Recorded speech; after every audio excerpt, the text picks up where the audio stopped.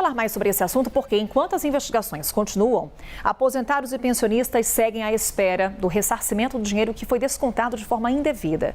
O Pedro Duran está de volta para conversar conosco, porque ele está em contato com vários aposentados e pensionistas vítimas dessas fraudes. E vai trazer para a gente hoje como é que essas entidades, associações atuavam para conseguir avançar nesse esquema, com direito até a ameaças. Hoje, o que você traz para a gente, hein, Pedro? Carol, hoje a gente vai mostrar o rosto dos aposentados que foram lesados, que foram golpeados pelo INSS, mas não diretamente pela instituição, e sim por entidades, empresas, bancos que se dizem até parceiros do INSS e usam o nome do INSS para poder chegar até esses aposentados. Eu quero começar contando a história da Cleide. A Cleide mora em Natal, no Rio Grande do Norte, e ela, entre outras violações, como os descontos indevidos, certo dia estava em casa e recebeu uma ligação. Essa ligação era de um suposto clube de benefícios oferecendo um cartão.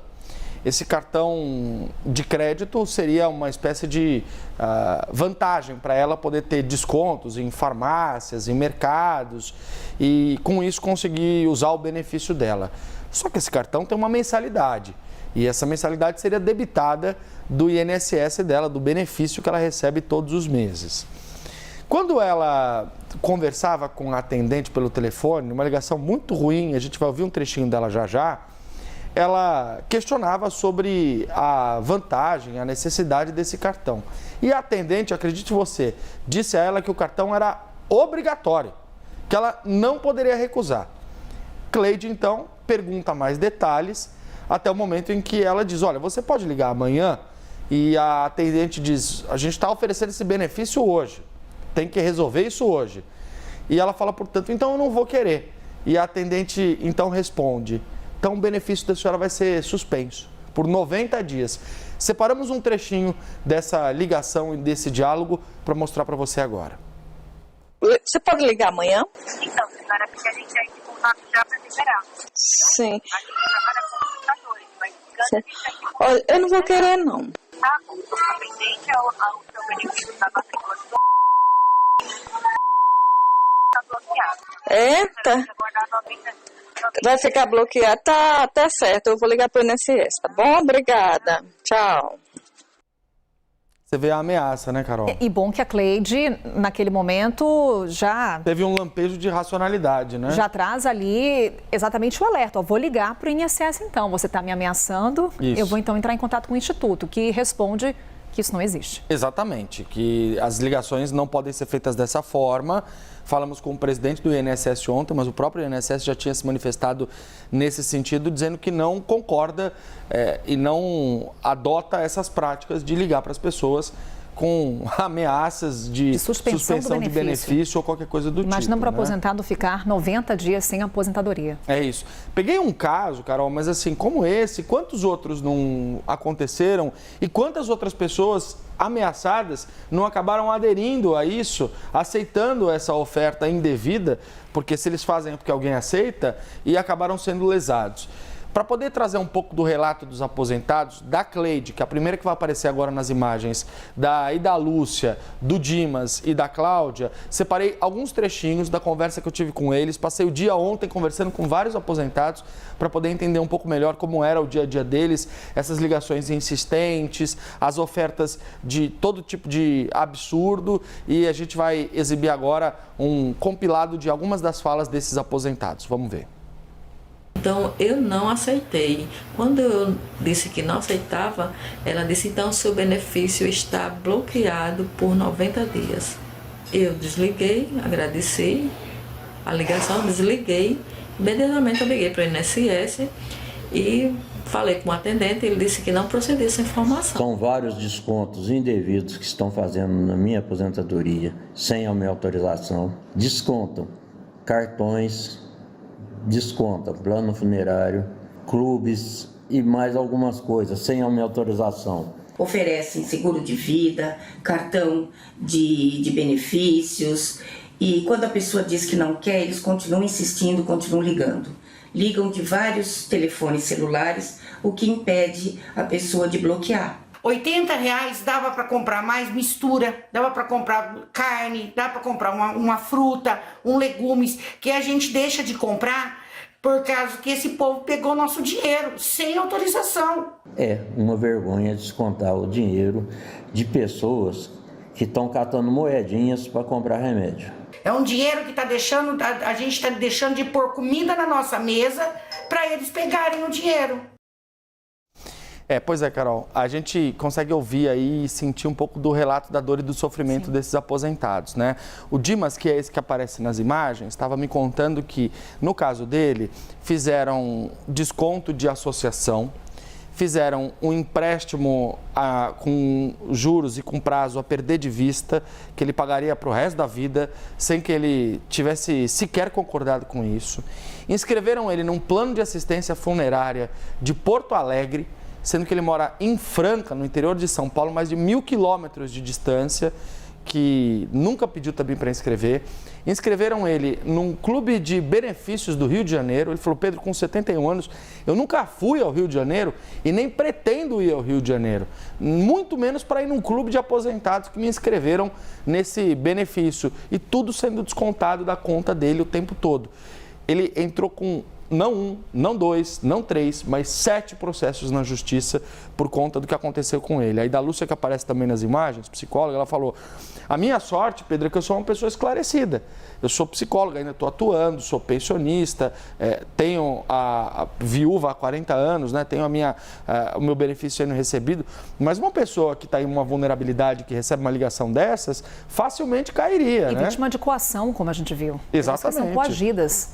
E a Cláudia, que é aquela senhora que aparece de verde no final, ela foi descontada no valor de R$80, que é o limite do teto do desconto, ao longo de 10 meses. Então, de julho do ano passado até abril desse ano, R$80 de desconto, ou seja, foram R$800 de desconto para alguém que realmente tem que contar o dinheiro ali para conseguir colocar a mistura no prato, para conseguir colocar comida na mesa.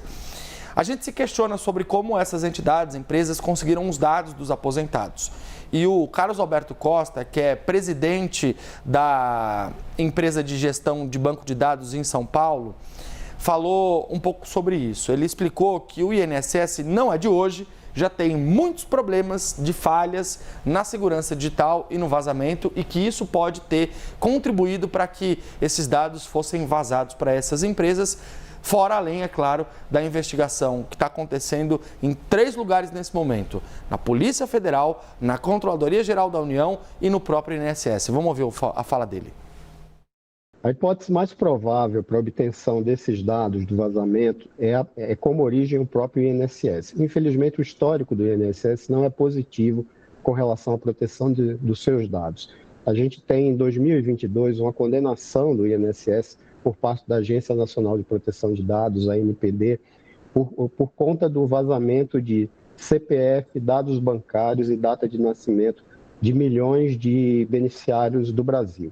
Na própria investigação do TCU de 2023, o INSS declara que haviam mais de 400 credenciais dos seus sistemas internos comprometidas. Por outro lado, a gente tem cada dia mais também o risco de terceiros, né, de parceiros de negócio do INSS, que também são porta de entrada, e cada vez mais a gente tem um risco na cadeia de terceiros também, como originadores de vazamento de dados. Isso também. E a gente tem a questão das falhas técnicas, as chamadas vulnerabilidades, que muitas vezes ocasionam a possibilidade de um hacker entrar numa instituição.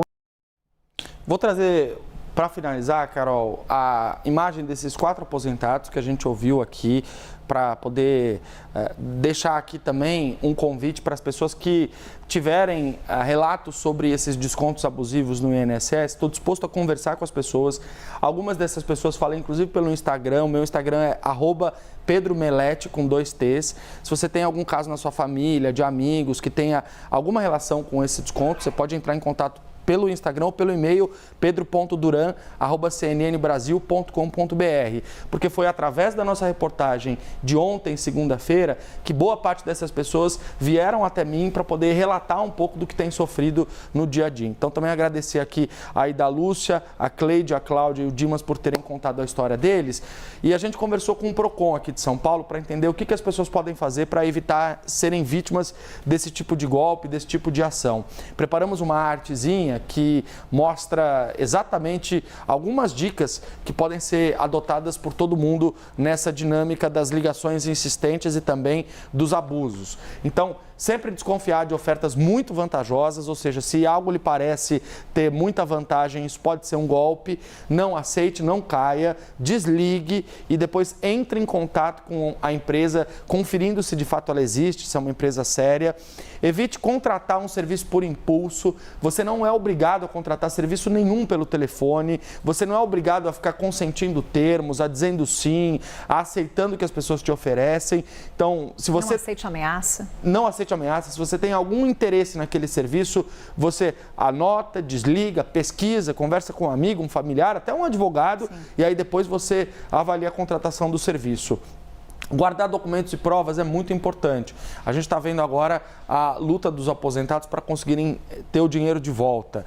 Mas, para além disso, qualquer tipo de contrato, documento que for enviado para você pelo seu e-mail ou até mesmo extratos bancários e tudo mais, são importantes para que você possa ter essas provas. E até gravação de ligação. Exatamente. É um dispositivo que pode ajudar muita gente, porque depois ele é usado como prova a seu favor na justiça para provar esse tipo de absurdo. Aqui a dica do PROCON também de reclamar contra as empresas e não contra o INSS, porque o PROCON não recebe reclamação contra o INSS como órgãos públicos, recebe reclamação contra empresas específicas. Então, se você está recebendo uma ligação, muito provavelmente ela é de uma associação, de uma entidade, de um banco, de uma empresa. Anote o nome da empresa, anote o número de telefone e reclame contra esta empresa específica, porque isso pode te ajudar a frear um abuso como esses. Conferir sempre os extratos para você ficar de olho naquilo que é descontado do seu benefício. Então, por exemplo, se você tem um empréstimo consignado, esse empréstimo consignado vai ser debitado direto do seu benefício. Se você tem uma associação com uma mensalidade, vai ser descontado direto do benefício. Então, no extrato do banco, você tem os valores que estão sendo depositados para você e no extrato do benefício no INSS, você tem exatamente quais são os descontos para que aquele valor tenha sido, para que você chegue naquele valor. E acionar também o seu banco, Carol, no caso de algum tipo de bloqueio de contas, algum tipo de transação financeira, bancária, avisar o seu banco e falar, olha, estão debitando da minha conta um empréstimo que eu nunca contraí. Esse valor eu não reconheço, porque pelo banco você também pode ter o bloqueio desses descontos abusivos e indevidos, no caso de algumas especificidades, como alguns empréstimos, por exemplo. Pedro Duran, trazendo para a gente esse panorama sobre como se dava esse esquema de fraudes no INSS, sempre preparando aqui um material especial para a gente no Novo Dia. Tem inclusive reportagem do Pedro Duran lá no site da CNN Brasil. Para mais detalhes, corre lá em cnnbrasil.com.br.